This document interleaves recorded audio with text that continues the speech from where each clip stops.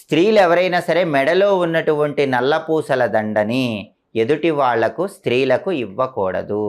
వాళ్ళ నల్లపూసల గొలుసు వాళ్ళే ధరించాలి. కాబట్టి కుంకుమ భరిణ, కాటుక పెట్టుకునేటటువంటి భరిణ, గాజులు, పువ్వులు, నల్లపూసలు ఈ 5 మాత్రం ప్రతి స్త్రీ తన వరకు ప్రత్యేకంగా ఉంచుకోవాలి. లేకపోతే లక్ష్మీ కటాక్షం తగ్గిపోతుంది.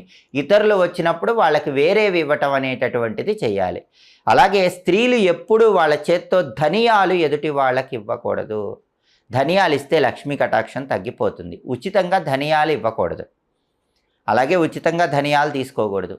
ఉప్పు కూడా ఉచితంగా ఇవ్వకూడదు. ఎదుటి వాళ్ళకి ఎవరైనా ఆడవాళ్ళు వస్తే వాళ్ళకి ఉప్పు కానీ, దూది కానీ, ఒత్తులు కానీ ఉచితంగా ఇచ్చినట్లయితే లక్ష్మీ కటాక్షం తగ్గిపోతుంది. అలాగే మిరపకాయలు, చింతపండు ఎప్పుడూ కూడా చేతికి ఇవ్వకూడదు. ఎవరైనా అడిగినా కింద పెట్టుకోమని చెప్పి కింద నుంచి